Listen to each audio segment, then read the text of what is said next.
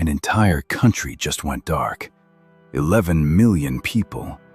Zero power, no oil, no food. Citizens burning government buildings. And the ships that could save them are being turned back by one man. This is how a country collapses.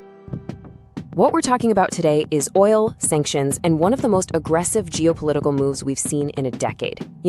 It's really a high-stakes game of political chess, but with an entire nation caught right in the middle. We're talking about checkmate in Cuba. And I want you to get this date in your head. March 16th, 2026. Because this isn't some historical event we're looking back on. This is happening right now. And what's happening is just staggering. An entire nation, that's 10 million people, just 90 miles off the coast of Florida, has gone completely dark. We're talking no power, dwindling food supplies, and a government that has publicly thrown up its hands and admitted it has no solution. So the big question is, how does that even happen? How does an entire country just switch off? Well, to get to the answer, we need to unpack the who, the what, the why, and maybe most importantly, the when of this whole crisis. Okay, so even though this is a really complex crisis, at its heart, the conflict really boils down to three key players. Their actions and their histories with each other are what set the stage for this total collapse. So first, of course, you've got Cuba. It's an island nation that's somehow managed to survive a U.S. embargo for over 60 years, but it has always depended on a critical lifeline. That brings us to player number 2, Venezuela. Under former President Maduro, Venezuela was that lifeline, pumping 60 to 70,000 barrels of oil every single day to power Cuba's entire country. And that leads us to player 3, the United States. On January 29, 2026, right after U.S. forces removed Maduro from power, a total oil blockade was slapped on Cuba. And just like that, the lifeline was cut. And the moment that lifeline was severed, the countdown to collapse began. Let's take a look at just how fast an island can go dark. What's really crucial here is the speed of it all. The very last oil shipment docks on January 9th. By February, just a few weeks later, people are already dealing with 20-hour blackouts every day.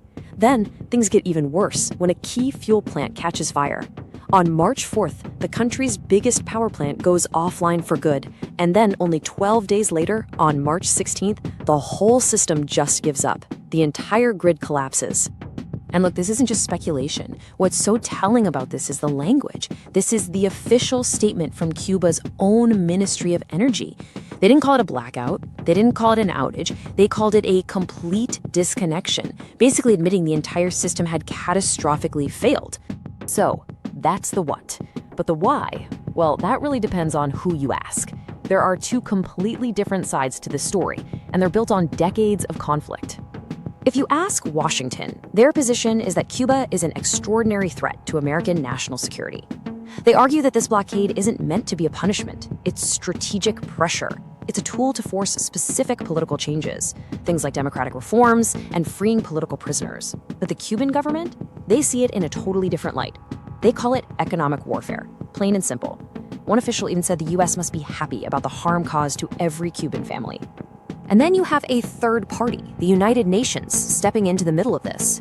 Human rights experts from the UN have flat out condemned the blockade. They've called it a serious violation of international law and have been warning that it could lead to a full-blown humanitarian collapse on the island. But honestly, the deeper why here goes back 60 years. Cuba's been under a US embargo since 1962. At first, it got by because the Soviet Union propped it up. When the USSR collapsed, Cuba almost failed completely. But then it was saved by Venezuelan oil.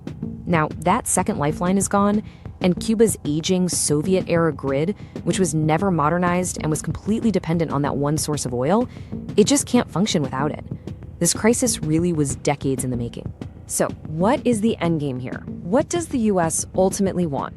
Well, on the very same day the power went out across Cuba, President Trump gave a pretty startlingly frank answer, and he laid the stakes on the table in the clearest terms you can imagine. So what happens next? With the island completely in the dark and the pressure just mounting by the day, it really seems like there are three possible futures for Cuba. And right now, any one of them could become reality.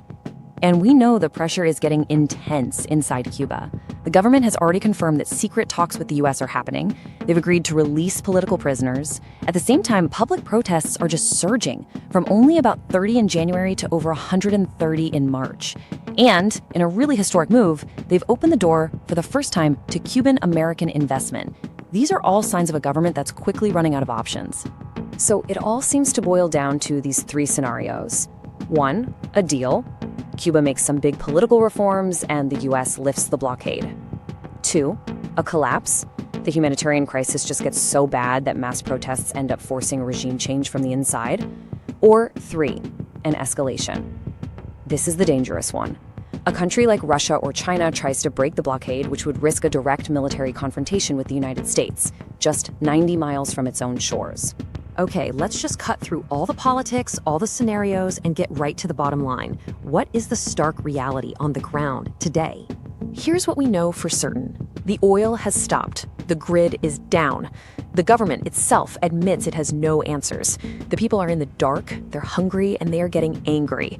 And just 90 miles away, the most powerful nation in the world is watching and waiting. All of this just brings us right back to that fundamental question we started with. How does a country, an entire nation of millions of people, just collapse? The answer, it turns out, is pretty simple. Slowly, and then all at once.